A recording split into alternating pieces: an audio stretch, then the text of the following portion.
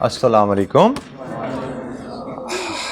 अच्छा जी, हमारी discussion cost behaviours पे, कॉस्ट क्लासिफिकेशन पे चल रही थी और आखिरी जो बात हम देख रहे थे कि जो किसी कंपनी की टोटल कॉस्ट होती है वो उस कंपनी की बाय बिहेवियर सेमी वेरिएबल या सेमी फिक्स कॉस्ट होती है। और हमें आगे कई टॉपिक्स आने वाले हैं जिनमें हमें सेमी वेरिएबल और सेमी फिक्स कॉस्ट को अलहदा करने की ज़रूरत पड़ेगी। टोटल कॉस्ट में से फिक्स कॉस्ट और वेरिएबल को अलहदा करने की ज़रूरत पड़ेगी। तो उसके लिए हमने हाइलो मेथड पढ़ा। हाइलो मेथड में हाइलो मेथड की मदद से हमने वेरिएबल कॉस्ट को और फिक्स कॉस्ट को अलहदा कर लिया। वेरिएबल कॉस्ट पर यूनिट होती है और fix cost for the period होती है। वेरिएबल कॉस्ट पर यूनिट होती है और fix cost for the period होती है, याद रखिएगा, ठीक है जी। तो हमने वेरिएबल कॉस्ट और फिक्स कॉस्ट को अलहदा करना हाइलो मेथड से सीखा था और फिर हमने मजीद एक स्टेप आगे चलते हुए इसकी हमने straight line equation, total cost की इक्वेशन बनाना और देन उस इक्वेशन की मदद से किसी भी प्रोडक्शन लेवल के लिए कॉस्ट को एस्टिमेट करना, ठीक है। ये भी काम हमने कल सीखा था। और दो बातें आपको जो मैंने याद करवाई थी कि भाई ये जो हम हाइलो मेथड लगाते हैं इसमें दो बेसिक अजम्पशन अप्लाई होती हैं। एक, variable cost per unit constant है और दूसरा फिक्स्ड कॉस्ट हर एक्टिविटी लेवल पे सेम है। अगर ये दोनों अजम्पशन एग्जिस्ट करती हैं तो हाइलो मेथड अप्लाई होता है। अगर इन दोनों में से कोई भी अजम्पशन एग्जिस्ट ना करे तो हाइलो तो फिर भी हम करेंगे, लेकिन फिर वो स्ट्रेट जैसे सीधा सीधा लगा दिया ना वैसा नहीं रहता, थोड़ा रोगनी हो जाता है। उसको थोड़ा सा हमें रोगन डालना पड़ता है, उसको हमें थोड़ा सा मॉडिफाई करना पड़ता है क्योंकि इन दो पे कॉम्प्रोमाइज नहीं हो सकता। इन दो पे कॉम्प्रोमाइज नहीं होता, फिर हम मेथड पे थोड़ा कॉम्प्रोमाइज करते हैं। वो मेथड पे कैसे कॉम्प्रोमाइज करते हैं हमें उसके लिए आगे कुछ इलस्ट्रेशन सीखनी है। But before we move forward, कोई सवाल कल के लेक्चर से, कोई सवाल किसी बच्चे के जहन में? अच्छा जी, हम इलस्ट्रेशन देखते हैं। इलस्ट्रेशन नंबर 3, ठीक है जी। Illustration number 3, calculate the total cost of an activity of 5000 units. 5000 units की टोटल कॉस्ट बताइए। An organisation has the following total cost at 3 activity levels. Activity levels 3, 4000, 6000, 7500 units and total cost 40600, 50000 and 54800। Variable cost per unit is constant within this activity range. Variable cost per unit is constant within this activity range. इसका मतलब पहली assumption okay, दो assumption थी ना। पहली assumption okay, यहां से लेकर यहां तक variable cost per unit same है। And there is a step up of 10% in the total fixed cost when the activity level exceeds 5500। यहां से चलते चलते चलते चलते जब 5500 पे कहीं यूनिट्स पहुंचे तो फिक्स कॉस्ट में स्टेप आ गया। तो इसका मतलब दूसरी assumption यहां पे होल्ड नहीं करती। अच्छा, अब हमने कहा था जी हाइलो मेथड क्या होता है। हमसे उसने मांगा है total cost of an activity बताओ। तो total cost of an activity क्या होता है? Fixed cost plus variable cost, ठीक है जी। तो इसके लिए हमें फिक्स और वेरिएबल को अलग-अलग करना पड़ेगा। हमने कहा जी फिक्स और वेरिएबल को अलग-अलग करेंगे तो ही टोटल कॉस्ट निकलेगी और फिक्स और वेरिएबल को अलग-अलग करने के लिए हमें चाहिए हाइलो, और हाइलो को अप्लाई करने के लिए जरूरी है दो assumption। पहली assumption ओके है, वेरिएबल कॉस्ट कांस्टेंट है। दूसरी assumption ओके नहीं है। वो कहता है जी 5500 पे जब हमारी प्रोडक्शन पहुंचती है ना, लेवल एक्सीड्स 5500 से जब प्रोडक्शन बढ़ती है ना तो हमारी फिक्स कॉस्ट में इजाफा आ जाता है। मतलब 4000 से 7500 के दरमियान फिक्स कॉस्ट कांस्टेंट नहीं है। इसका मतलब यह डाटा हाइलो के लिए सूटेबल नहीं है। अब इसमें हमने जो रोगन डालना उसकी बात आ गई। अगर तो यह मसला ना होता हाईएस्ट लोएस्ट हाई लो लगा दो। अब ये मसला आ गया तो हल क्या है कि भाई इसमें जो चेंज लानी है वो क्या है कि फिर हम हाईएस्ट और लोएस्ट पे नहीं जाएंगे। तो जो से जब आप में आपकी इन दोनों में से कोई एक सी assumption भी पूरी नहीं हो रही तो फिर हाईएस्ट और लोएस्ट वाली बात खत्म हो जाती है। हाई लो में पढ़ा था हाईएस्ट एंड लोएस्ट, लेकिन कोई assumption पूरी नहीं हो रही तो फिर हाईएस्ट लोएस्ट नहीं चलेगा, फिर हाईएस्ट लोएस्ट नहीं चलेगा। फिर वो चलेगा two levels, two activity levels within which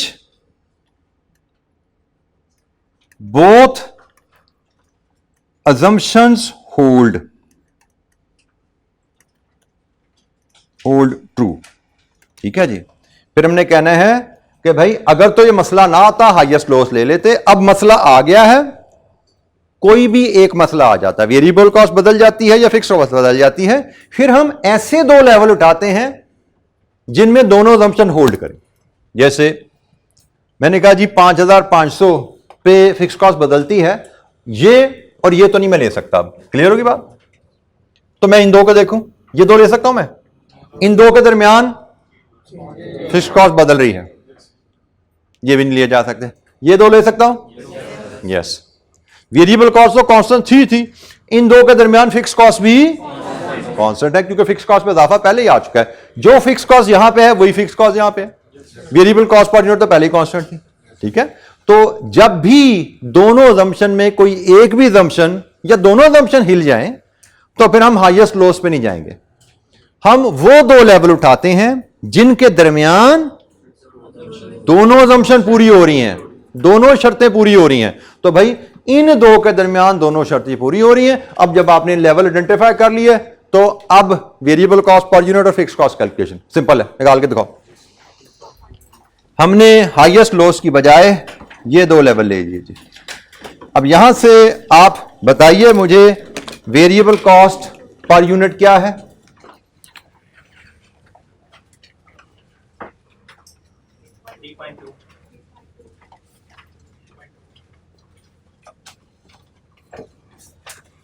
और फिक्स कॉस्ट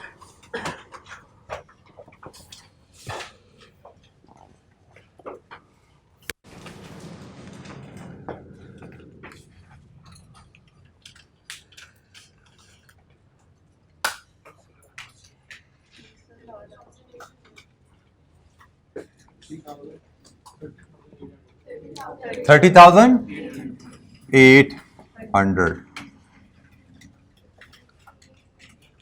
ये तो हमने फिक्स कॉस्ट और वेरिएबल कॉस्ट को अलग-अलग किया। हर बच्चा रजिस्टर पे ये कैलकुलेट कर ले बेटा, जब भी क्लास एक्टिविटी दी जाए मेक श्योर रजिस्टर पे उसको हल करें, रजिस्टर निकालें,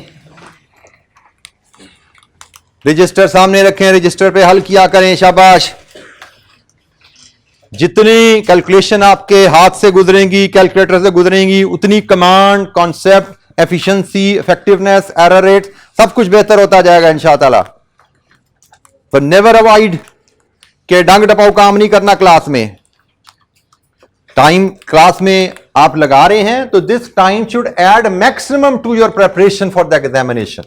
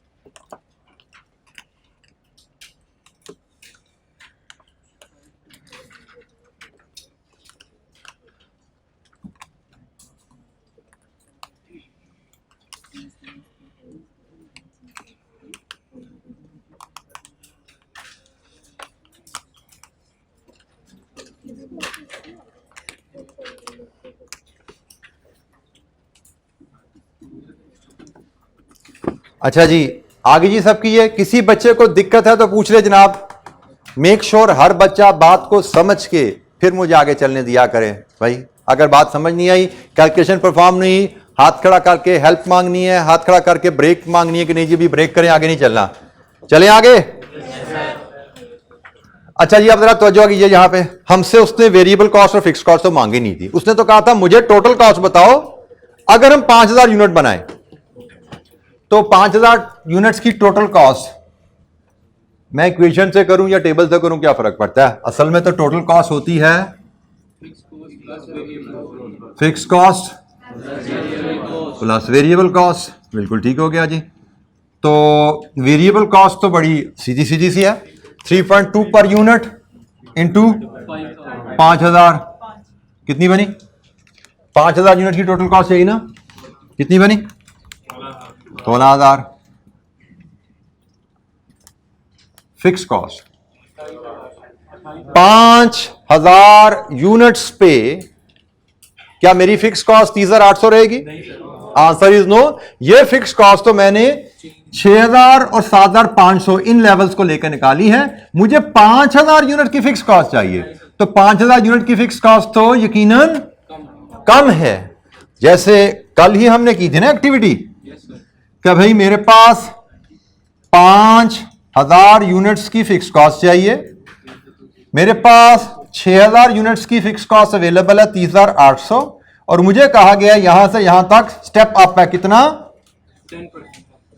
10% का स्टेप अप है। तो एक्स निकाल लो क्या भाई? 28000। 28000 सारे एग्रीड हैं जी?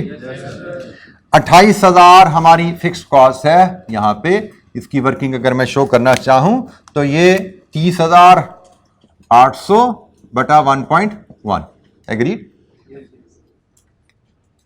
ये 30800 जो फिक्स कॉस्ट हमने निकाली है, ये 6000 और 7500 इन लेवल्स पे है। 5500 से आगे जाने पे फिक्स कॉस्ट बढ़ चुकी है। मुझे तो 5000 की फिक्स कॉस्ट चाहिए, जो कि 5500 से फिक्स कॉस्ट उससे कम है।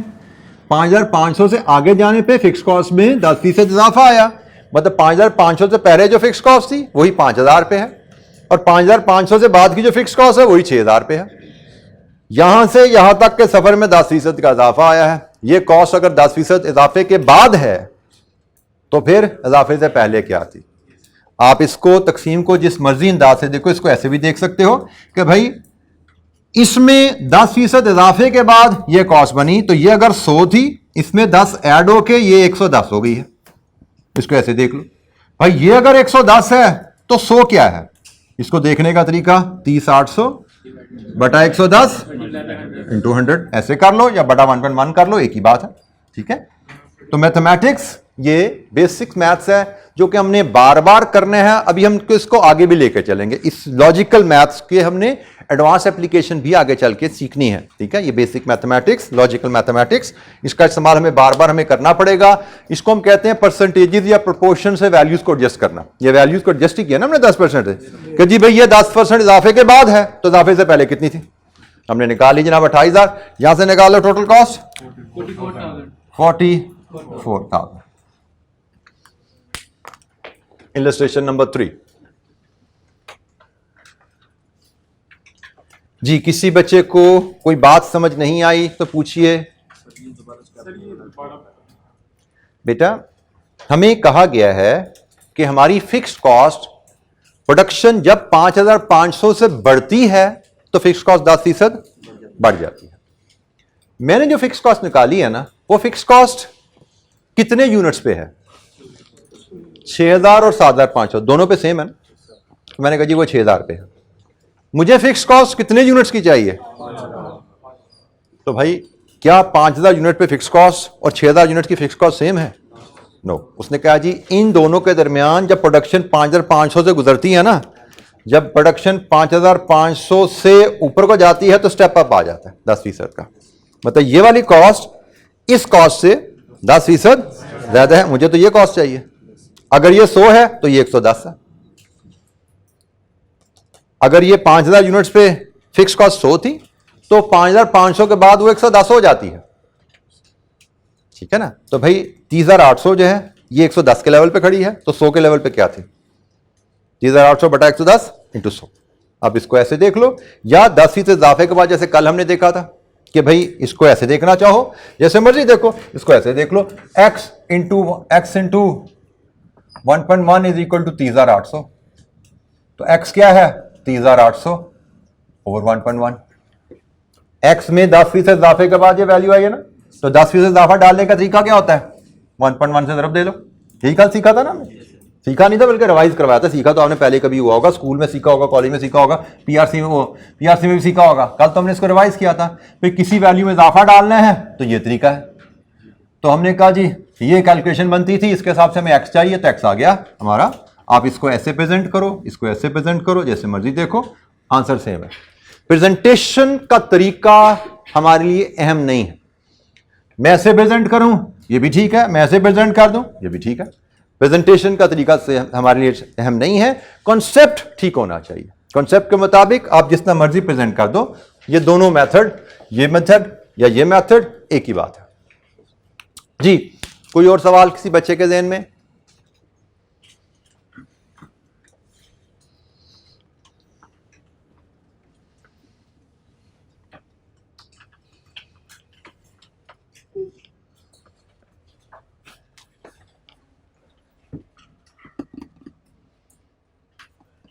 एक तो फिर जरा, कल हालांकि हमने एक्टिविटी की थी, लेकिन फिर हम छोटी सी एक्टिविटी में दोबारा आपसे करवाता हूं। कॉस्ट की टर्म में ले लो, कल हमने प्रोडक्शन की टर्म में कराई थी, आज मैं कॉस्ट की टर्म में करवा देता हूं। ये 2022 है, ये 2023 है।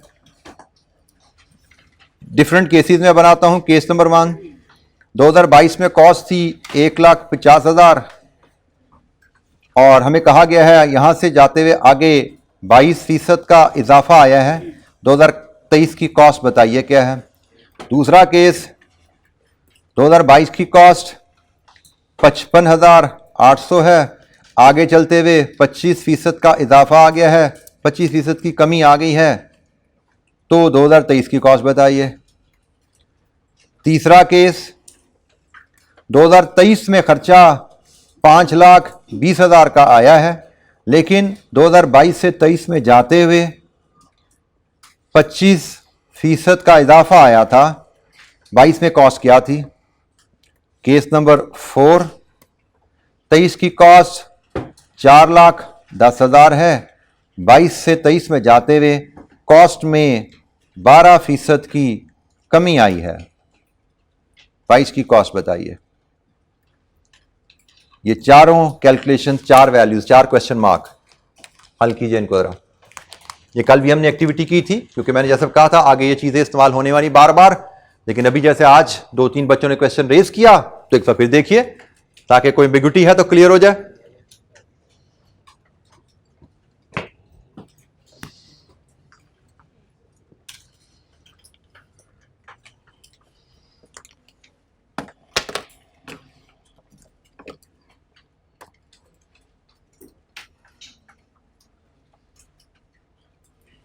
जी जनाब, पहला केस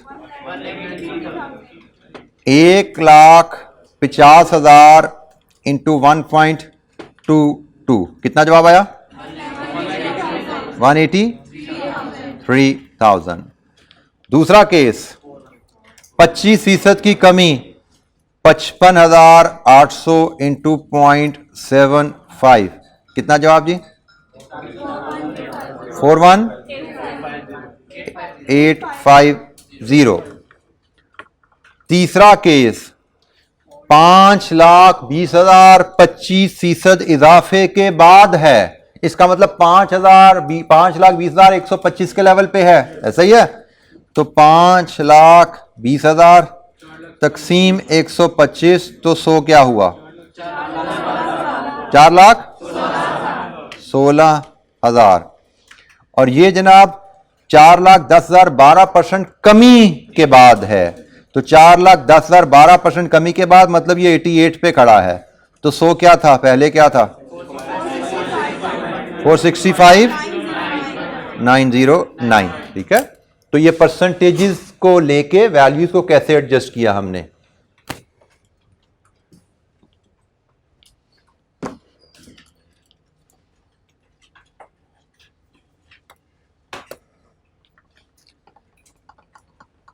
परसेंटेजेस को लेके वैल्यूज को कैसे एडजस्ट किया, ये है हमारी कैलकुलेशन के आंसर्स क्वेश्चन मार्क के साथ, उनकी कैलकुलेशन के फैक्टर्स ये सारे आगे नजर आ रहे हैं आपके। किसी बच्चे को कोई दिक्कत जनाब?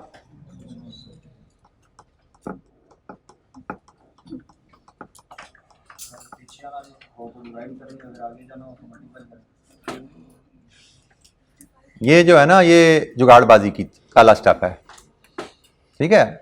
तो बेटा दिमाग को इस्तेमाल करना है, ये तरीके कहलाते हैं। ये जो बात जुमला आपने बोला ना, ये शॉर्टकट की अप्रोच है कि भाई बता दो, सीधी सीधी सोचना नहीं है, 2 + 2 बता दो क्या है। तो भाई इसी से आपको निकालना है। मैंने क्या कहा था, दिमाग को इस्तेमाल करने की आदत डालें, और आपने ये जुमला बोल के दिमाग के इस्तेमाल से जान छुड़ाने की कोशिश करें, यार मेरे दिमाग ना इस्तेमाल करना पड़े, बस मुझे बता दें, ठीक है। तो हमने इस आदत को तोड़ना है। असूल क्या है भाई, इजाफा करना है, मतलब ये जो काम किया है हमने इजाफा करना है। तो भाई कल जैसे मैंने मैथमेटिकली बताया था, इसमें 22% का इजाफा, 1,50,000 जमा 1,50,000 का 22%, ये वो है ना। तो उसकी कैलकुलेशन को मैं ऐसे प्रेजेंट कर रहे हैं, ठीक है। 1,50,000 में 22% का इजाफा, तो 1,50,000 जमा 22% ऑफ 1,50,000, ये ऐसे कैलकुलेट किया जा रहा है। 55,800 में 25% की कमी, 55,800 में से 55,800 का 25% कम किया जा रहा है, 55,800 का 75% आ गया। और इसमें हम क्या बात कर रहे हैं भाई, ये वैल्यू 25% इजाफे के बाद आई है, ये वैल्यू 25% इजाफे के बाद आई है, मतलब x into 1.25 is equal to 520। ये वैल्यू x इंटू, जैसे यहां पे ना this into 1.2 is equal to this, यहां पे भी x into 1.25 is equal to 520। तो 520 क्या हुआ, x क्या हुआ, 520 ओवर 1.25, 520 ओवर 1, ये 1.25 भी बन गया ना, ठीक है। इसी तरह यहां से यहां तक जाना है, ये वैल्यू 12% कमी के बाद आई है, 12% कमी के बाद, मतलब ये अगर 100 है तो ये 88 पे है। तो भाई ये 88 है तो 100 क्या हुआ, 88 से डिवाइड कर दो, 100 से मल्टीप्लाई कर दो। देखने के कई अंदाज हो सकते हैं, ज्यादा कन्वीनियंट अगर आपने आसान चीज को देखना है, एक वैल्यू को कन्वर्ट करना है, 22% बढ़ाना है तो 100 से 122 पे जाना है, 22% बढ़ाना है ना, 100 से 122 पे जाना है। इसको इस तरह देखना चाहो, मैं प्रेजेंटेशन ऐसे भी दे सकता हूं आपको कि भाई ये जो 1,50,000 है ना, ये इस वक्त 100 पे है, 122 पे जाना है। ये 55,800 है, ये 100 पे है, 75 पे जाना है। और ये तो वैसे ही कहानी है, 5,20,125 पे 100 पे जाना है, 4,10,88 पे 100 पे जाना है। आप इसको ऐसे देख लो, तो जैसे मर्जी देख लो, but conceptually you need to understand कि वैल्यूज को हम परसेंटेजेस से या प्रोपोर्शन से कैसे एडजस्ट करते हैं। जी, एनी क्वेश्चन? इलस्ट्रेशन 4, इसमें क्या हो रहा है, total cost incurred during 205 at different output level units, उनकी टोटल कॉस्ट गिवन है। When output is over 350 units, the variable cost per unit falls by 10%. अब इसमें वेरिएबल कॉस्ट गिर रही है, जब 350 से ऊपर प्रोडक्शन जाती है वेरिएबल कॉस्ट गिरती है for all the unit produced due to bulk discount offered. Fixed cost का जिक्र नहीं है, इसका मतलब हम समझेंगे फिक्स्ड कॉस्ट सेम रही। जब क्वेश्चन साइलेंट है ना, अगर question variable cost fixed cost के दोनों के बारे में साइलेंट होता, हम समझते दोनों कांस्टेंट है, उसने वेरिएबल कॉस्ट का जिक्र कर दिया, फिक्स्ड कॉस्ट के बारे में साइलेंट है, हम समझेंगे फिक्स्ड कॉस्ट कांस्टेंट है। लेकिन वेरिएबल कॉस्ट बदल गई। रिक्वायरमेंट क्या है, estimate the cost of producing 450 units of product in 20x6।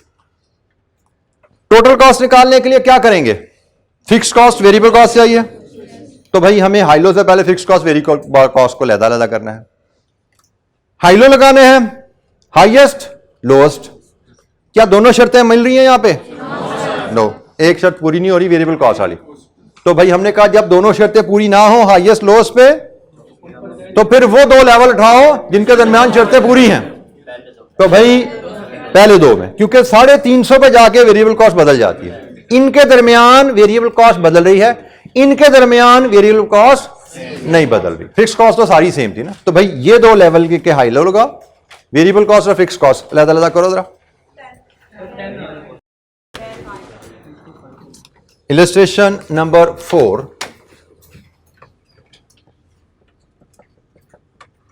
Variable cost per unit कितनी जी 10, और फिक्स्ड कॉस्ट कितना जी 5000 इज फिक्स्ड कॉस्ट। लीजिए जी ये हाइलो लगा दिया। फिर हमें कैलकुलेट करनी है टोटल कॉस्ट। हाइलो की एप्लीकेशन में किसी बच्चे को दिक्कत नहीं, हमने यहां पे जो बात की हाइलो अप्लाई करने से पहले कि भाई हाइलो तो कहता था हाईएस्ट और लोएस्ट पे जाओ, हाईएस्ट और लोएस्ट पे जाओ, लेकिन इस केस में ऐसा हम नहीं कर सकते क्योंकि 350 पे जाके वैल्यू बदल रही है। हाईएस्ट लोएस्ट नहीं चलेगा यहां पे, तो क्या चलेगा 200 और 300। हमने फिर इन दोनों को लेके हाइलो मेथड लगाना है। हाइलो मेथड को थोड़ा सा एडजस्ट कर लिया, जब अजम्पशंस नहीं लगती तो फिर हमें मेथड को थोड़ा सा एडजस्ट करना पड़ता है, हाईएस्ट लोएस्ट से हटना पड़ता है।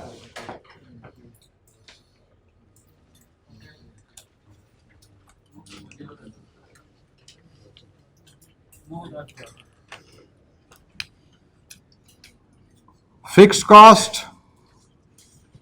Plus variable cost. Fixed cost तो कांस्टेंट है, उसमें तो कोई चेंज नहीं है, जितने मर्जी यूनिट बनाओ ये तो 5000 ही रहेगी। वेरिएबल कॉस्ट 10 रुपए, क्या 450 यूनिट्स बनाने पे वेरिएबल कॉस्ट 10 रुपए ही रहेगी? Answer is no. Variable cost तो जब प्रोडक्शन 350 से बढ़ती है वेरिएबल कॉस्ट 10% कम हो जाती है, 10%, 10 रुपए से 10% कम हो जाती है, मतलब 10 रुपए का 90% रह जाती है। हमारे लिए हमारी जो वेरिएबल कॉस्ट है वो 10 रुपए का 90% है। हमारी वेरिएबल कॉस्ट होगी 10 रुपए का 90%, और ये 450 यूनिट से मल्टीप्लाई कर दो, 4050 टोटल करोगे 9050। हमने जो 10 रुपए की वेरिएबल कॉस्ट निकाली है वो 200 यूनिट्स और 300 यूनिट्स के डाटा को लेकर निकाली है, और हमें जो वेरिएबल कॉस्ट चाहिए वो 450 यूनिट्स की चाहिए, और 450 यूनिट्स की वेरिएबल कॉस्ट 200 या 300 वाली नहीं है, उससे 10% कम। जी जनाब।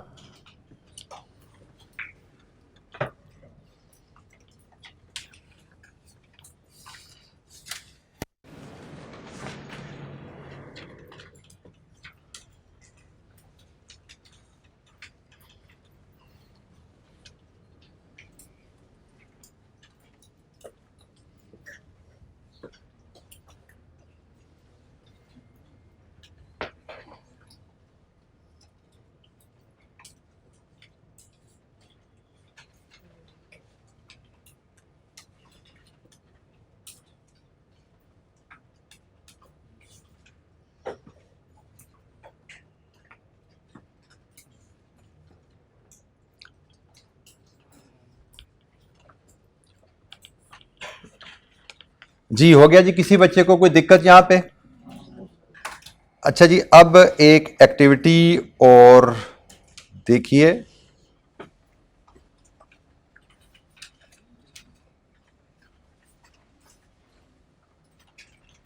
लीजिए जी, एक एक्टिविटी आपके सामने आ रही है, इसमें अब वेरिएबल फिक्स्ड कॉस्ट दोनों में चेंजेस आ रही हैं, ठीक है? तो जरा इसको तसल्ली से पढ़िए, ये आपकी क्लास असाइनमेंट है। पहला स्टेप होगा, हमने फैसला करना है कौन से दो लेवल्स का, ठीक है? पढ़िए सवाल को, ये उसकी वेरिएबल कॉस्ट और फिक्स्ड कॉस्ट दोनों में चेंजेस आ रही हैं। हमारी रिक्वायरमेंट है टोटल कॉस्ट फॉर प्रोड्यूसिंग 750, लगाना हाइलो है, हाइलो से फिक्स्ड और वेरिएबल को अलहदा करना है पहले, और फिर 750 की टोटल कॉस्ट निकाल ली है। लेकिन हाइलो के लिए क्या हम हाईएस्ट और लोएस्ट लेवल लेंगे या कोई और तो कौन से? तो पहला सवाल यही है, हाईएस्ट और लोएस्ट लेंगे या कोई और तो कौन से? पहले यहां तक बात करनी है, फिर उसके बाद हम वर्किंग शुरू करेंगे। पढ़िए सवाल और देखिए, हाईएस्ट और लोएस्ट या कोई और तो कौन से? तसल्ली से सवाल को पढ़ लीजिए और उसके बाद फिर बताइए कैसे चलना आगे। कोई वर्ड समझ नहीं आता पूछ लीजिए, क्योंकि मेरी लिखाई ला माशाल्लाह ही होती है।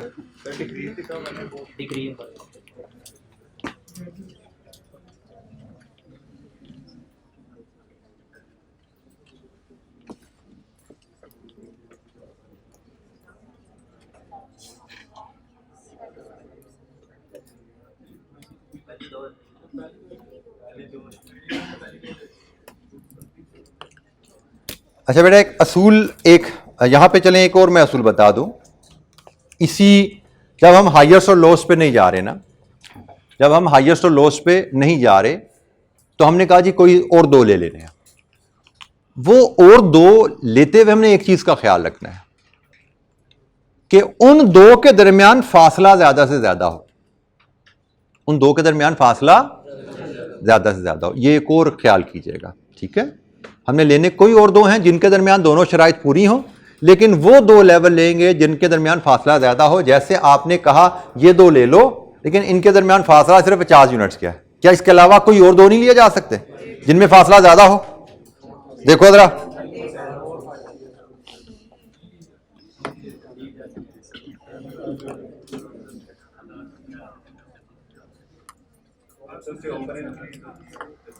अच्छा देखो जरा, मैं अगर थॉट प्रोसेस लेके चलता हूं, मैंने कहा जी लोएस्ट 800 है, हाईएस्ट 1240 है, ये तो नहीं लिया जा सकता, ठीक है ना, क्योंकि 875 पे variable cost when production is 875 और मोर, 875 यूनिट्स या ज्यादा बनाओगे वेरिएबल कॉस्ट बदल गई, यहां से यहां तक आते आते इधर वेरिएबल कॉस्ट बदल गई। इसका मतलब हम 800 और 1240 नहीं ले सकते। 875 पे वेरिएबल कॉस्ट बदल रही है, इधर वेरिएबल कॉस्ट बदल रही है। सवाल को ध्यान से पढ़ो, क्या लिखा हुआ है? Cost decreases by 7% when production is 875 units और मोर। इतने बने या इससे ज्यादा बने, मतलब यहां पे और इससे आगे वेरिएबल कॉस्ट फर्क है, यहां पे वेरिएबल कॉस्ट फर्क है, ऐसे ही है। वेरिएबल कॉस्ट यहां पे बदल गई, इस पे बदल गई है, आगे फर्क है, तो इसका मतलब मैक्सिमम लोएस्ट नहीं, इसको तो निकाल दो, पहले इसको बाहर कर दो। अब हम यहां पे पहुंच गए, इसके आगे वेरिएबल कॉस्ट कांस्टेंट है ना, इसके आगे वेरिएबल कॉस्ट सारी 875 से 1240 तक कांस्टेंट है। फिक्स कॉस्ट का नोट पढ़ो, fix cost increases by 15% when production is more than 1200, मतलब यहां पे फिक्स कॉस्ट कुछ और है, यहां तक फिक्स कॉस्ट कुछ और है, यहां से यहां तक वेरिएबल कॉस्ट तो सेम थी, लेकिन फिक्स कॉस्ट इससे आगे जाके बदल जाती है, क्योंकि उसने क्या कहा? Fix cost increases by 15% when production is more than 1200, 1200 ज्यादा पे फिक्स कॉस्ट बदल गई। इसका मतलब हम 875 से 1200, इनके दरमियान वेरिएबल कॉस्ट भी सेम है और फिक्स कॉस्ट भी सेम है। ये है हमारे दो लेवल। ये हमने, इनमें सिर्फ फर्क था 50 का, इनमें कितना है? 875 से 1200, तकरीबन 325 यूनिट्स का। तो हमने जब कोई से दो लेवल और लेने हैं ना, तो वो लेवल लेते हुए हमने ख्याल रखना है कि उनमें फासला ज्यादा से ज्यादा, ठीक है। ये भी एक असूल याद रखिएगा हाइलो के एप्लीकेशन में। तो जनाब हमने 875 और 1200 ये दो लेवल्स हैं जिनको लेके हमने हाइलो लगाना है। अब लीजिए जी, इनको लेके हाइलो लगाइए और यहां से निकालिए variable cost per unit and fixed cost. ये दो चीजें पहले निकाल लीजिए, फिर हम रिक्वायरमेंट के मुताबिक बात करेंगे। वेरिएबल कॉस्ट पर यूनिट 615,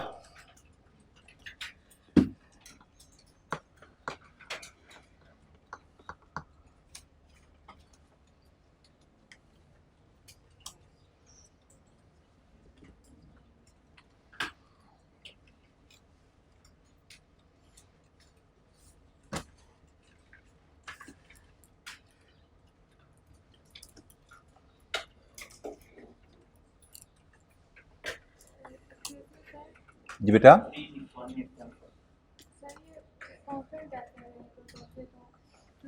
बेटा हाथ रेस करके सवाल कीजिए। जी बेटा।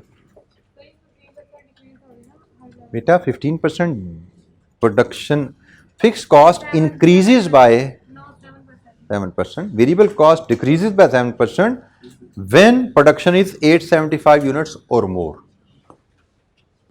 875 यूनिट्स बनाओगे या ज्यादा यूनिट बनाओगे तो वेरिएबल कॉस्ट आपकी 7% नीचे आ जाती है।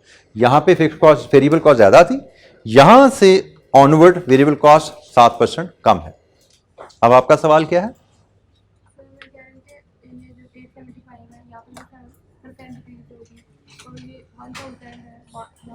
बेटा यहां पे कम हो गई, इसके बाद कोई चेंज नहीं आ रही, मतलब यहां पे अगर 100 रुपया वेरिएबल कॉस्ट पर यूनिट थी तो यहां पे 7% कम होकर 93 पे आ गई, 93 ही रहेगी आगे।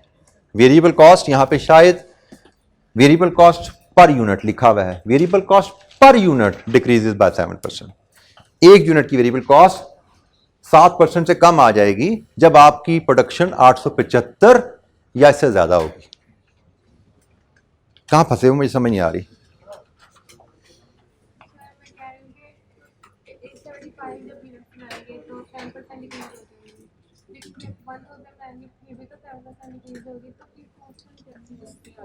बेटा आगे मजीद डिक्रीज नहीं होनी, एक दफा कमी होनी है। इधर अगर यहां पे अगर 100 रुपया पर यूनिट चल रही थी, इधर 100 रुपीज पर यूनिट थी, यहां पे 100 रुपीज पर यूनिट थी, यहां पे आके 7 रुपए 7% कम होगी, 93 पर यूनिट आ गई, आगे कम नहीं होनी, आगे 93 रुपीज पर यूनिट ही रहेगी भाई।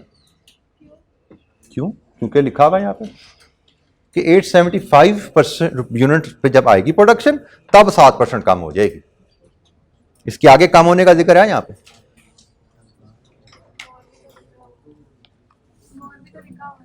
$875 और मोर 875 बनाओ या ज्यादा बनाओ, कॉस्ट कितनी रहेगी?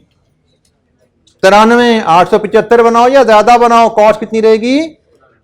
93।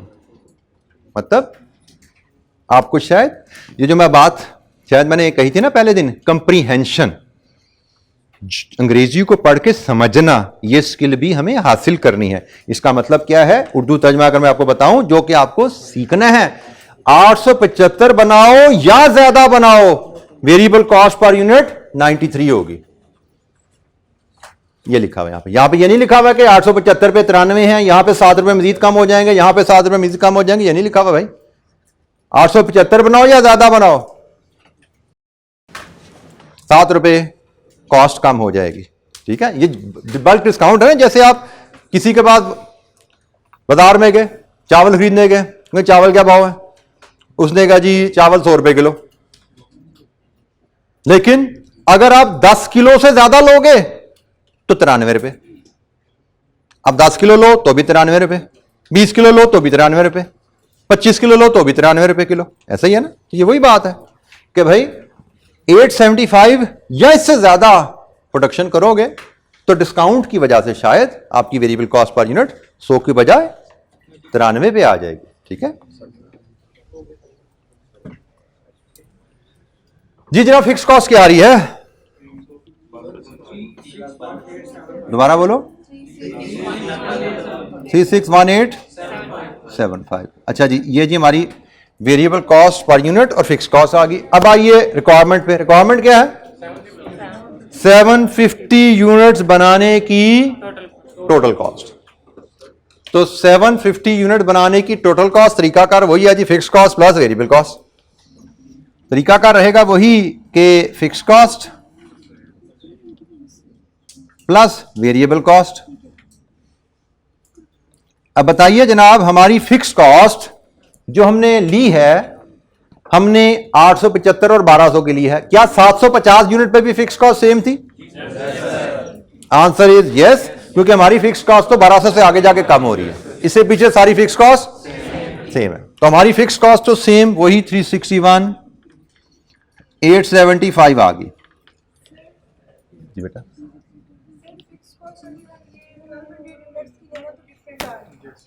एक मिनट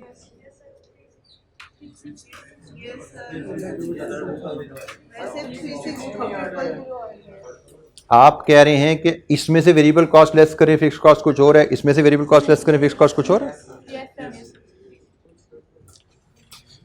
कुछ तो गड़बड़ होगी इसका मतलब। यहां पे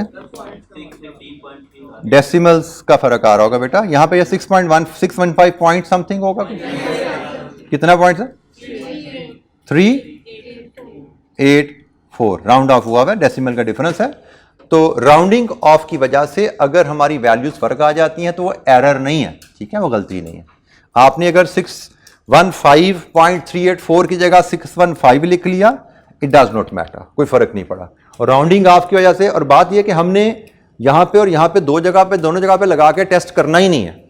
हमारा तरीकाकार यही है कि हमने कोई एक पकड़ के उस पर फिक्स कॉस्ट कैलकुलेट कर देनी है। वो ठीक है, राउंडिंग ऑफ कैसे फर्क आ रहा है, फर्क आता तो आता रहे, हमें ये वेरीफाई नहीं करना कि इस पे क्या आ रही है, इस पे क्या आ रही है। हमारा तरीकाकार क्या है, वेरिएबल कॉस्ट पर यूनिट लो, फिर इन दोनों में से कोई एक कॉस्ट पकड़ के, इन दोनों में से कोई एक कॉस्ट पकड़ के उसमें से वेरिएबल कॉस्ट लेस कर दो।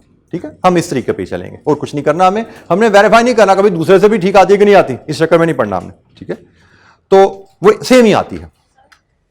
और फर्क जैसे आपने निकाला वो राउंडिंग ऑफ की वजह से आया है, हमें कोई वरी नहीं करनी। लेकिन हमने ये फर्क ढूंढने जाना नहीं है भाई। मैंने आपको पिछले कल सवालों में एक में दो में दिखा दिया था, सेम आती है, कोई फर्क नहीं पड़ता। बट आपको मजीद देखने की उसको जरूरत नहीं है, मान लो मेरी बात। जी जनाब, जी बेटा। सॉरी, हाँ जी, हम हाईएस्ट और लोएस्ट ही ले सकते हैं। हमें ये दो भी नहीं लेने। इसकी क्या लॉजिक है कि हमने कम डिफरेंस वाले नहीं लिए, हमने ज्यादा डिफरेंस वाले लिए। इनमें 50 का फर्क था, हालांकि इन दो के दरमियान भी दोनों असम्पशन पूरी थी। इधर भी वेरिएबल कॉस्ट कांस्टेंट है पर यूनिट और फिक्स कॉस्ट भी सेम है। लेकिन मैंने कहा इन दोनों को छोड़ दो, इन दोनों को लो, इनमें दरमियान 325 का फर्क है। अच्छा बेटा, ये जो हम हाइलो अप्लाई करते हैं ना, हाइलो मेथड में वेरिएबल कॉस्ट जो हम कैलकुलेट कर रहे हैं, वेरिएबल कॉस्ट पर यूनिट, ये एस्टीमेट करने का तरीका है। एक्चुअल वेरिएबल कॉस्ट में be different, actual variable cost में बी डिफरेंट। हम जो हाइलो मेथड में difference of the total cost over difference of the units करते हैं और वहां से वेरिएबल कॉस्ट पर यूनिट निकालते हैं, ये एस्टिमेटेड वेरिएबल कॉस्ट होती है। अब यहां पे देखिए, यहां पे आप 50 यूनिट्स की एवरेज से एस्टिमेट ले रहे हैं और यहां पे आप 325 की यूनिट से एवरेज से एस्टिमेट ले रहे हैं। तो एवरेज बेहतर कब होती है, जितना डाटा ज्यादा होगा। ये 325 यूनिट्स की कॉस्ट पे आप एवरेज ले रहे हो, 325 यूनिट्स की टोटल कॉस्ट डिवाइड विद 325, यही किया ना यहां पे आपने। तो 325 यूनिट की टोटल कॉस्ट को 325 से डिवाइड किया आपने, तो ये 325 यूनिट्स की average cost, average variable cost per unit आई है। हम लिखते नहीं है एवरेज वेरिएबल कॉस्ट, हम वेरिएबल कॉस्ट पर यूनिट लिखते हैं, बट असल में ये हकीकतन ये एवरेज वेरिएबल कॉस्ट होती है।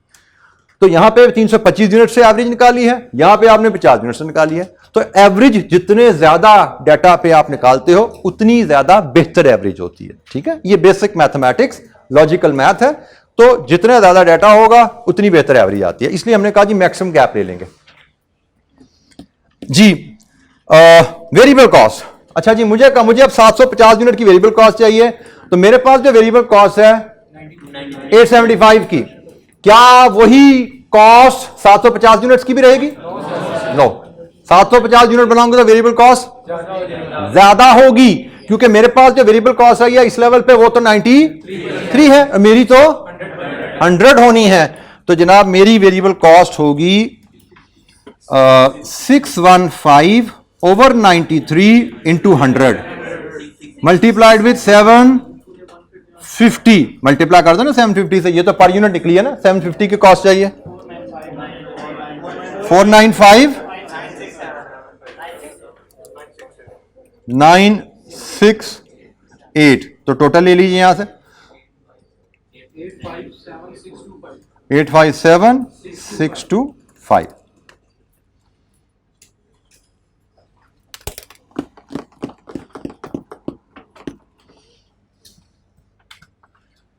जी जनाब, एनी क्वेश्चन, कोई सवाल किसी बच्चे के जहन में? बेटा हमें बताया गया है कि हमारी वेरिएबल कॉस्ट जब प्रोडक्शन 875 या इससे ज्यादा यूनिट बनाएंगे तो वेरिएबल कॉस्ट पर यूनिट हमारी 7% से नीचे आ जाती है, पिछली कॉस्ट के मुकाबले में 7% कम हो जाती है। मतलब अगर पहले 100 थी तो बाद में 93 रह गई। तो मैंने जो वेरिएबल कॉस्ट कैलकुलेट किया वो तो मैंने 875 से 1200 के दरमियान यहां पे जो रही है वो किया ना, मतलब वो तो 7% कमी के बाद है, मतलब वो तो 93% है पिछली प्राइस के। तो यहां पे वही बात जो हम कर रहे थे कि भाई पहले अगर वेरिएबल कॉस्ट x थी तो x का 93% लिया तो वो 6.615 रह गया। तो x क्या है 615 ओवर 0.93, यही हुआ ना काम। ये मेरी वेरिएबल कॉस्ट जो पहले थी 875 से पहले 875 पे आके वो 7% कम होगी। 7% कम के मतलब 0.93 से मल्टीप्लाई किया, x इंटू 0.93 7% कम होने के बाद 615 पे आई है भाई वो। तो ये 7% कमी के बाद है। तो भाई कमी से पहले क्या थी? x 615 और 0.93, ये वो कैलकुलेशन यहां पे नजर आ रही है। डिवाइड बाय 0.93 करो या डिवाइड विद 93 इंटू 100 करो, एक ही बात है। ठीक है, अब जैसे मर्जी प्रेजेंट करो। You should have the command. यहां से हमारी वेरिएबल कॉस्ट पर यूनिट आ गई और उसको मैंने 750 से मल्टीप्लाई कर दिया, तो 750 यूनिट्स की वेरिएबल कॉस्ट आ गई। जी बेटा 857, शुक्र है मैंने पेमेंट नहीं की थी अभी, है ना, नहीं तो ऐसे इल्जाम लग जाता, नुकसान हो जाता, फायदा हो जाता। 843 लीजिए जी बेटा। पॉइंट्स लगा के कर लें दो तो भी ठीक है, पॉइंट्स लगाए बगैर कर लें तो भी ठीक है। आंसर वैल्यूज ऊपर नीचे हो जाती है डेसिमल से, कोई इशू नहीं है। नंबर हमारे कॉन्सेप्ट्स के होते हैं, नंबर हमारे डेसिमल्स के साथ राउंडिंग ऑफ के बाद वैल्यूज ऊपर नीचे हो जाएं उससे नंबर नहीं हिल जाते। नंबर कॉन्सेप्ट क्या है भाई? क्या हमने ये एडजस्टमेंट की है? मैंने 615 राउंड ऑफ करके लिख दिया, आपने डेसिमल से लिख दिया, कोई फर्क नहीं है। मैंने एडजस्टमेंट की है तो नेचुरली एडजस्टमेंट से वैल्यूज फर्क आएंगी, आंसर फर्क आएंगे, कोई फर्क नहीं है। कॉन्सेप्ट सीख होने चाहिए। वैल्यूज राउंडिंग ऑफ की वजह से ऊपर नीचे हो जाए, इट डज नॉट मैटर। इससे कोई वरी नहीं होनी, कोई परेशानी नहीं होनी चाहिए इंशाअल्लाह। जी एनी क्वेश्चन, कोई सवाल? जी बेटा क्वेश्चन कर लें। बिल्कुल, ये क्वेश्चन आपने नोट नहीं किया था क्योंकि किताब में है नहीं, तो इसको नोट करना चाहें तो क्वेश्चन नोट कर लीजिए।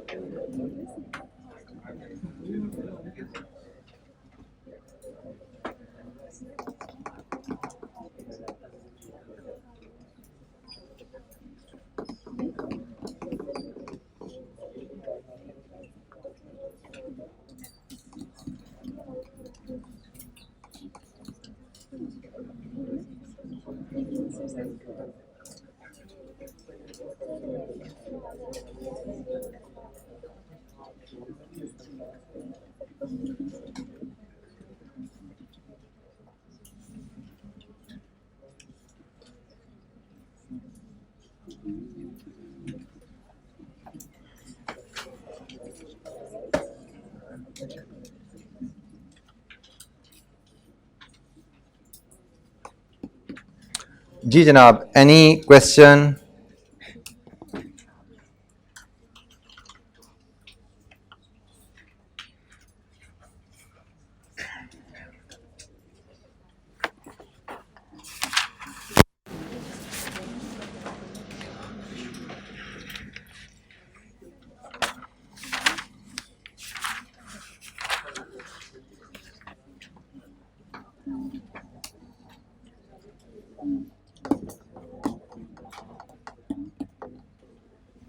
अच्छा, हाइलो पे हमने एक दो एग्जांपल कल की थी, 3 आज देखी।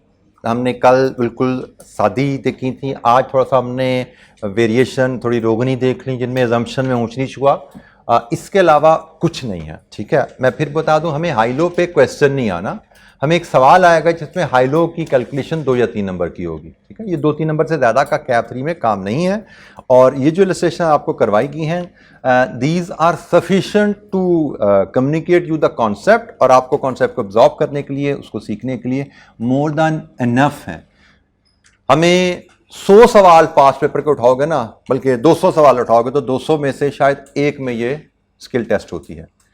तो हमारी स्टूडेंट की एक टेंडेंसी होती है कि बड़ा एक बेसिक सा टॉपिक भी होता है, सवाल करने का मजा आना शुरू हो जाना तो हमारा दिल करता है इस तरह के 20 सवाल और 25 मिल जाए तो हम वो भी कर लें।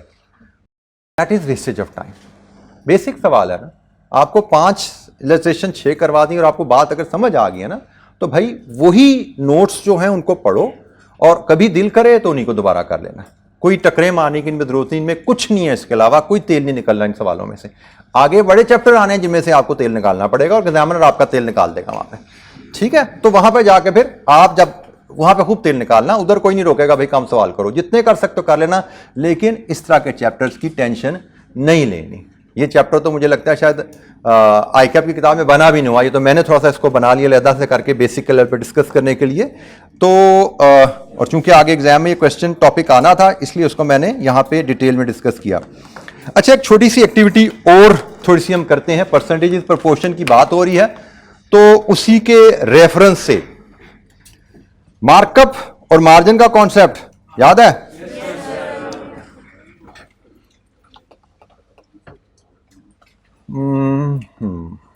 अच्छा जी, हमें पता है, मैं अगर आपके सामने रखूं, कॉस्ट अगर एक प्रोडक्ट की 100 रुपया है और मार्कअप उसका प्रॉफिट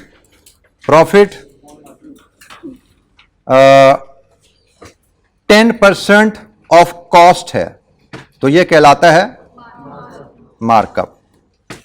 इसका मतलब कॉस्ट 100 है तो प्रॉफिट 10 रुपया, प्राइस क्या हुई 110, प्राइस इज 110, ठीक हो गया। तो अब आपके सामने छोटी सी कुछ एक्टिविटीज हैं। रिक्वायरमेंट आपकी है, चल रिक्वायरमेंट भी साथ साथ में लिखता जाऊंगा। कैलकुलेट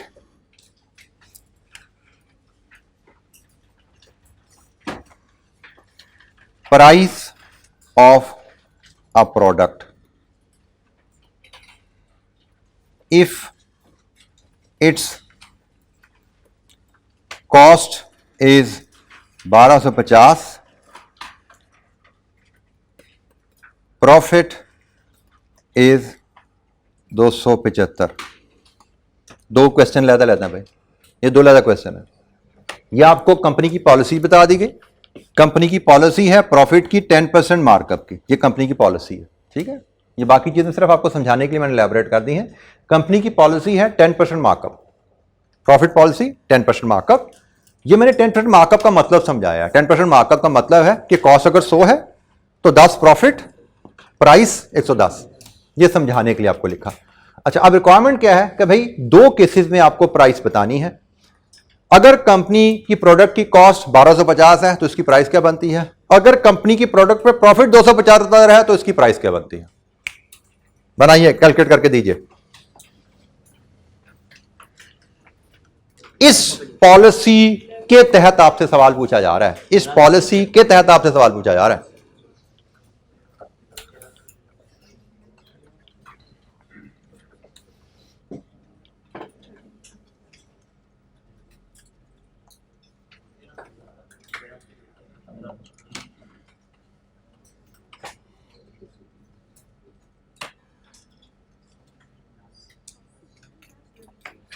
कंपनी की प्रॉफिट की पॉलिसी है 10% मार्कअप और प्राइस ऑफ अ प्रोडक्ट चाहिए अगर कॉस्ट ऑफ द प्रोडक्ट 1250 हो तो, और अगर एक प्रोडक्ट में प्रॉफिट 275 है तो। बेटा प्रॉफिट गिवन है, आपने प्राइस बतानी है। दिमाग इस्तेमाल करना, जो बार बार मैं कह रहा हूं वही हमने सीखना है भाई। यहां पे पहला केस 1250 हमारी कॉस्ट है और कॉस्ट हमारी होती है 100। अगर कॉस्ट 100 है तो प्राइस कितनी है यहां पे 110। तो जनाब यहां से बता दीजिए आपकी प्राइस 110 क्या है? 1375। ये कहानी होगी जनाब पहले सवाल की। दूसरा सवाल, अगर हमारा प्रॉफिट 275 है तो प्रॉफिट क्या होता है जी 10। प्रॉफिट तो 10 है तो प्राइस 110 होती है 3025। ये है मार्कअप की कहानी।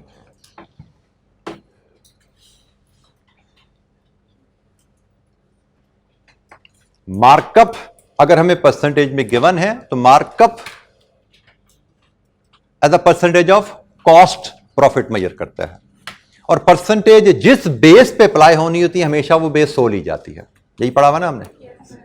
तो अगर प्रॉफिट हमारा 10% मार्कअप है, इसका मतलब प्रॉफिट हमारा 10% ऑफ कॉस्ट है। कॉस्ट 100 होगी, प्रॉफिट 10 ऐड होकर प्राइस 110 निकलती है।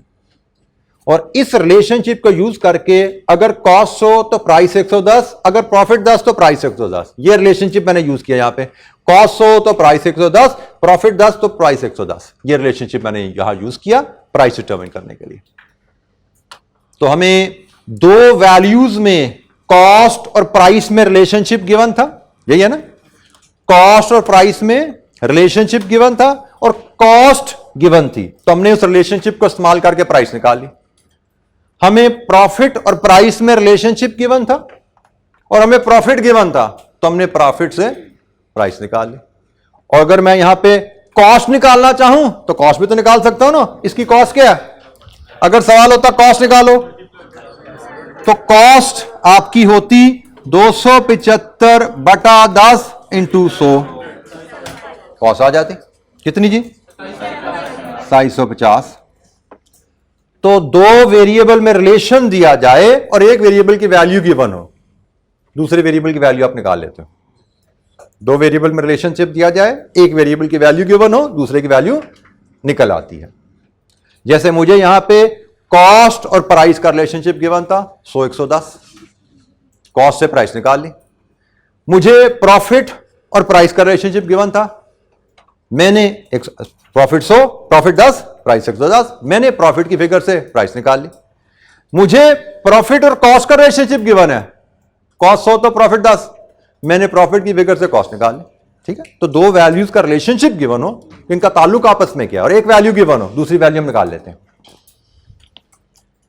इसी तरह की एक और एक्टिविटी मार्जिन को लेके करें हम। अगर मार्जिन, प्रॉफिट मार्जिन, कंपनी की पॉलिसी है प्रॉफिट मार्जिन 10%। मार्जिन का मतलब क्या है? प्राइस 100 है, क्योंकि 10% मार्जिन, मार्जिन प्राइस पे अप्लाई होते हैं। प्रॉफिट 10 है और कॉस्ट 90 है। यह कहानी ऐसे होती है। ठीक है, अब अगेन यहां पे आपकी रिक्वायरमेंट क्या बनी, इधर मैं इसकी रिक्वायरमेंट बताऊं। Calculate price of a product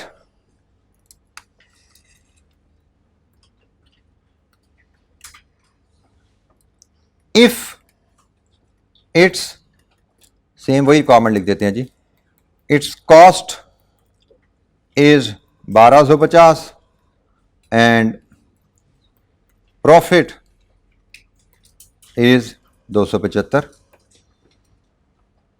same वही रिक्वायरमेंट बना दी मैंने, बस सिर्फ प्रॉफिट की पॉलिसी बदल दी, मार्कअप की जगह मार्जिन पे आ गया।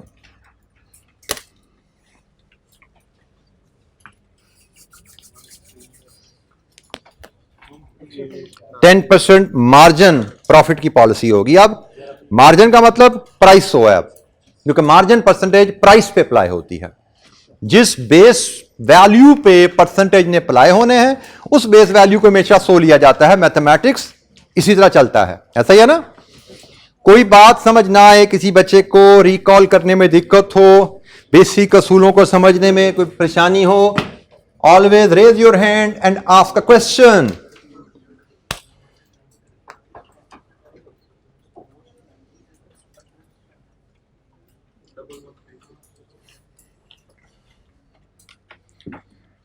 कॉस्ट 1250 है तो कॉस्ट तो 90 होती है, तो 1250 बटा 90।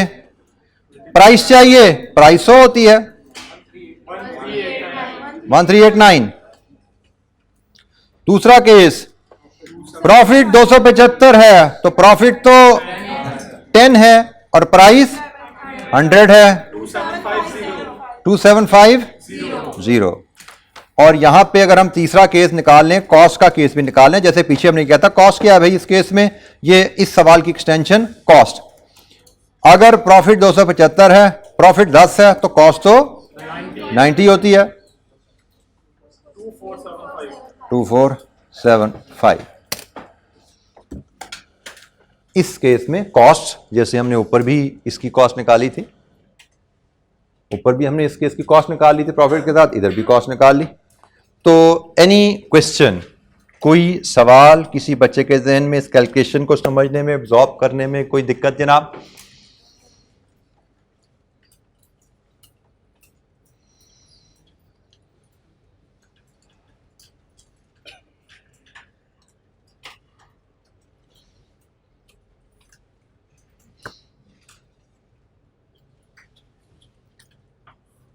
अच्छा, यहाँ पे छोटी सी, हमारे 2-4 मिनट है आगे, चैप्टर अगर हमने शुरू करना है वो तो इंशाअल्लाह कल करेंगे। थोड़ी सी एडवाइस मैं आपको अपनी स्टडी, आपकी स्टडी हैबिट्स के हिसाब से, जो आपके दिन में सवाल होते हैं उनके हिसाब से थोड़ी गाइडेंस दे दूं मैं।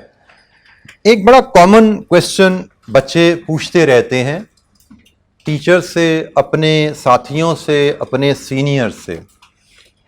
फॉर एग्जाम्पल, आप MFA पढ़े हो तो, नहीं क्या पढ़े हो, कॉस्ट पढ़े हो, कॉस्ट पढ़े ना, हाँ कॉस्ट पढ़े हो, तो this is a numerical subject.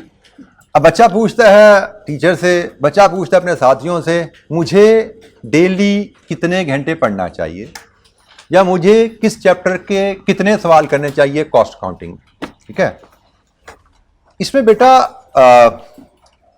बड़ा एक सिंपल आंसर है, लेकिन अक्सर बच्चे और मशवरा देने वाले इस आंसर को समझते नहीं हैं। हर इंसान एक यूनिक प्रोडक्ट है। अल्लाह ताला ने हर इंसान अलहदा अलहदा काबिलियत के साथ पैदा किया हुआ है। कुछ बच्चे हैं जिनका जहन ऑन एवरेज तेज, प्रोसेसर तेज काम करता है, वो कोर टू डुओ पता नहीं 5th 7th 8th जनरेशन पे चल रहे होते हैं। कुछ बच्चे अल्लाह ताला ने बनाए हैं, उनका प्रोसेसर कोई 3rd 2nd जनरेशन का चल रहा होता है। हर बच्चे की अपनी स्पीड प्रोसेसर की होती है, पहली बात। तो इसके नतीजे में जिसका प्रोसेसर तेज चलता है वो सेम काम कम टाइम में कर लेगा, जिसका प्रोसेसर स्लो चलता है वो सेम काम करने में थोड़ा ज्यादा टाइम लेगा। हर इंसान डिफरेंट होता है। दूसरी बात जो इससे भी ज्यादा अहम है, हर इंसान का एप्टीट्यूड फर्क होता है। एप्टीट्यूड से रुझान, मेलान तबीयत का। मैं जब एज अ स्टूडेंट पढ़ता था, अल्हम्दुलिल्लाह I never failed in any subject. मैंने, हमारे आपको जैसे पढ़ रहे हो, आप लॉ भी पढ़ रहे हो, थ्योरी का सब्जेक्ट है, आप कॉस्ट भी पढ़ रहे हो, न्यूमेरिकल है, R1 भी पढ़ रहे हो, न्यूमेरिकल है, टैक्स पढ़ रहे हो जिसमें थ्योरी न्यूमेरिकल दोनों है। तो हमारे सिलेबस में अभी भी और आइंदा भी ये चलता रहेगा। कुछ सब्जेक्ट थ्योरी के आएंगे, कुछ सब्जेक्ट न्यूमेरिकल के आएंगे। तो जब ये सवाल पूछा जाता है ना, भाई इस सब्जेक्ट को मैं कितना टाइम दूं, इसका आंसर असूलन एक बनता नहीं है। जैसे मैं जब पढ़ता था CA में, तो मैं अपने दोस्त का ग्रुप स्टडी करता होता था। कई दोस्त थे लेकिन मैं सिर्फ एक दोस्त की मिसाल लेता हूं। और लेट्स अज्यूम एक बी लॉ और एक कॉस्ट, ये 2 सब्जेक्ट की बात लेके चलते हैं। मुझसे आप सवाल पूछो, बी लॉ और कॉस्ट में से आसान कौन सा है, मैं कहूंगा कॉस्ट। एज अ स्टूडेंट मेरा जवाब होता कॉस्ट। मुझसे पूछो बी कॉस्ट को फिर डेली कितना पढ़ना चाहिए और बी लॉ को डेली कितना पढ़ना चाहिए, मैं कहूंगा भाई कॉस्ट तो बड़ा आसान है, बड़ी आसानी से समझ आ जाता है, दिन का 1 घंटा भी दे दो काफी है। बी लॉ बड़ा मुश्किल है भाई, उसको याद करना, समझना और लिखने में दिक्कत होती है, तो उसको दिन के 2-3 घंटे देना। अब यही सवाल मेरे दोस्त से आप पूछते जाके, कभी कौन सा सब्जेक्ट आसान है, उसका जवाब बिल्कुल उलट होता। रियलिटी इफेक्ट बता रहा हूं, उसका जवाब होता है भाई बी लॉ बड़ा आसान है, कॉस्ट बड़ा मुश्किल है यार, उसमें मैथ है, तो मैंने तो प्री मेडिकल में मैथ किया था, मैंने फलाना किया था, मैंने FSC भी की थी, लेकिन मुझे समझ नहीं आता भाई, उस पर मैथ बड़ा मुश्किल होता है। तो भाई फिर कितना पढ़े, वो कहे भाई बी लॉ तो 1 घंटे में हो जाता, दिन में काफी है पास करने के लिए, कॉस्ट को 3-4 घंटे जरूर देना भाई, वो उसके बगैर नहीं समझ आता। अब देखिए, दोनों लोग हम मशवरा दे रहे हैं, लेकिन दोनों का मशवरा बिल्कुल पोल्स अपार्ट है। वजह क्या है कि दोनों मशवरा देने वाले लोग फर्क हैं, दोनों का एप्टीट्यूड फर्क है। मुझे न्यूमेरिकल सब्जेक्ट्स अच्छे लगते थे एज अ स्टूडेंट, मुझे थ्योरेटिकल सब्जेक्ट को पढ़ना, उनको समझना, उनको लिखना बड़ा मुश्किल लगता था। मेरे दोस्त का बिल्कुल उल्टा हिसाब था, उसको थ्योरी में बड़ा मजा आता था, वो ऐसे पढ़ता था, यूं रिटेन होती थी, यूं लिखता था ऐसे करके मजे से, और न्यूमेरिकल में उसको मुसीबत बढ़ जाती थी, उसको समझ नहीं आती थी भाई ये जो मैं एक चैप्टर 1 घंटे में तैयार कर लेता तो उसको 4-5 घंटे लग जाते थे उसको तैयार करने में।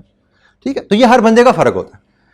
अब आपने मुझसे मशवरा मांगा, मैंने कुछ और दिया, उसने कुछ और दिया। अब मुझे नहीं पता बेटा कि आप किस ब्रीड के बंदे हो, आप न्यूमेरिकल पसंद करने वाले हो या आप थ्योरी पसंद करने वाले हो। तो इसलिए मैं असूलन आपको यह नहीं बता सकता आपको कितने घंटे कौन सा सब्जेक्ट पढ़ना है। हाँ, मैं आपको यह जरूर बताऊंगा भाई कि आपको इतना पढ़ना है कि आपको चीजें समझ आए और टेस्ट में, असेसमेंट में, टर्म टेस्ट में आपकी performance up to the mark आ जाए। कुछ बच्चे वो परफॉर्मेंस 1 घंटा डेली पढ़ के लेंगे, कुछ बच्चे 2 घंटे पढ़ के लेंगे, कुछ बच्चे 3 घंटे पढ़ के लेंगे। ये आपको देखना है कि मैंने परफॉर्मेंस टारगेट हासिल करने हैं भाई। वो परफॉर्मेंस टारगेट हासिल करने के लिए हर बच्चे को डिफरेंट इनपुट देनी पड़ती है। सो मशवरा जब आप लेते हैं तो मशवरा देने वाले ज्यादातर लोगों को इस चीज का पता नहीं होता, क्योंकि वो इस प्रोसेस से गुजरे नहीं होते। मैं या बाकी टीचर वो अल्हम्दुलिल्लाह एक्सपीरियंस लोग होते हैं। We can tell you with our experience precise guideline दे सकते हैं, इंस्ट्रक्शन नहीं दे सकते। जैसे मैं फिर कह रहा, मैं आपको नहीं कह सकता भी आप 2 घंटे कॉस्ट पढ़ोगे तो पास हो गए। हो सकता है आपका 1 घंटे से गुजारा हो जाता, मैं आपको 2 घंटे क्यों पढ़ाऊं, और मैं आपको 2 घंटे कह दूं, हो सकता है आपको 4 घंटे पढ़ने की जरूरत हो, तो भी गलत है। दोनों सूरतों में आपका नुकसान हो जाएगा। मैंने 2 घंटे कहा, आपको घंटे से आपने पास हो जाना था, तो आपका 1 घंटा तय करवा दिया मैंने। और मैंने आपको 2 घंटे कहा, आपको 4 घंटे पढ़ने की जरूरत थी, आप फेल हो जाओगे। तो इसलिए आपको कहा जाता है भाई बेटा टेस्ट में जरूर बैठना, असेसमेंट में जरूर बैठना। वहां पे बैठोगे तो पता लगेगा। क्लासरूम में रेगुलर आना, क्लासरूम में रेगुलर आओगे तो पता लगेगा। अगर क्लासरूम में रेगुलरली आने से चीजें आपको पिक हो रही हैं, समझ आ रही हैं, इसका मतलब you are doing reasonable effort okay है। लेकिन क्लासरूम में चलने में थोड़ा सा गैप आ जाता है, कल जो चीज पढ़ी थी, कल समझ आई थी, आज बैठे में आज उसका लिंक नहीं बन रहा, इसका मतलब एफर्ट घर में कम की थी, रिवीजन घर में कम की थी, एफर्ट बढ़ाने की जरूरत है। टेस्ट में बैठे, टेस्ट में परफॉर्मेंस सेटिस्फैक्ट्री है, इसका मतलब एफर्ट जो कर रहे हैं ठीक है। टेस्ट में परफॉर्मेंस ठीक नहीं है, मैं जो भी कर रहे हैं कम है, बढ़ाने की जरूरत है। कितने घंटों में मेजर नहीं करना, क्वालिटी में मेजर करना है कि हम आउटपुट जो निकल रही है हमारी एफर्ट्स की, क्या वो आउटपुट सेटिस्फैक्ट्री है। अगर वो सेटिस्फैक्ट्री है ओके, चलते रहो। अगर सेटिस्फैक्ट्री नहीं है तो इनपुट को बदलो, इनपुट बदलोगे तो आउटपुट बदलेगी। ठीक है, ये एक बेसिक एडवाइस है जो बहुत अहम होती है बच्चों के लिए। इस पे जरूर तवज्जो कीजिएगा, अपने सीनियर से, दाएं बाएं से पूछ के, जो वो कहे उन पे आंखें बंद करके अमल करना शुरू नहीं कर देना। मैंने अंडरलाइन गाइडलाइन बता दी भाई, जो भी मशवरा कोई दे इस पैमाने पे परख लेना, टाइम पे नहीं परखना। ठीक है जी, थैंक यू वेरी मच, अस्सलाम वालेकुम।